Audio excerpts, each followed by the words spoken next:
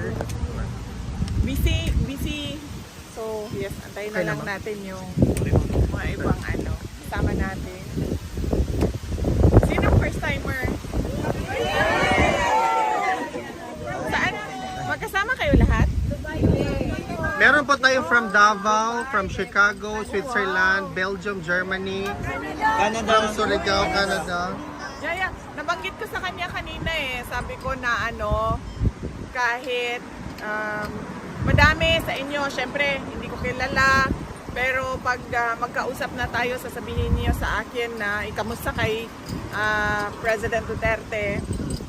At meron din mga nagsasabi na i-hug siya, at meron din nagsasabi na ipaabot yung pagmamahal nila sa kanya. Nabanggit ko sa kanya kanina yon, at sabi niya sana daw ay mabigyan siya ng pagkakataon ng Diyos na personal yung pasalamat niya sa inyo. Sabi niya hindi niya daw magawa ngayon, but sabi niya sana daw magkaroon ng pagkakataon na makapagpasalamat siya sa inyo. Personal daw na gusto niyang magawa yon. Ma'am, si former President Rodrigo Duterte, health-wise po, kamusta po ang aming mahal na Pangulong Duterte? Okay naman siya kanina. Tinanong ko nga siya kung nandyan pa yung blood sugar monitor niya.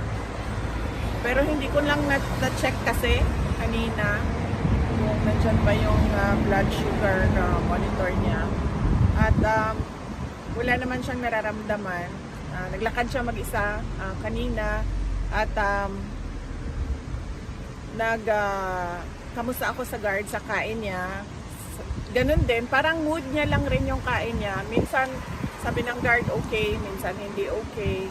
Natural naman din ata yon, kasi kahit tayo din naman minsan kumakain tayo, minsan ay natin kumain. So normal at natural na yan sa isang tao. Physical attributes siya, ma'am. Can we still associate the skin and bones Oh statement? yes, oo. He's not gained weight. He lost so much weight.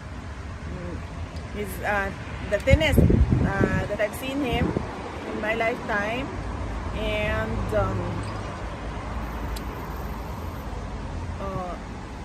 I think nag-shave siya from the last time na nagkita kami. So that's Saturday. Pero meron na kasing tumubo ng kaagad. At nakwento din ng guard na kailangan daw siya sabihan na mag-shave, kasi otherwise hindi na lang daw mag-shave. Oo. Kasi allowed po ba masok po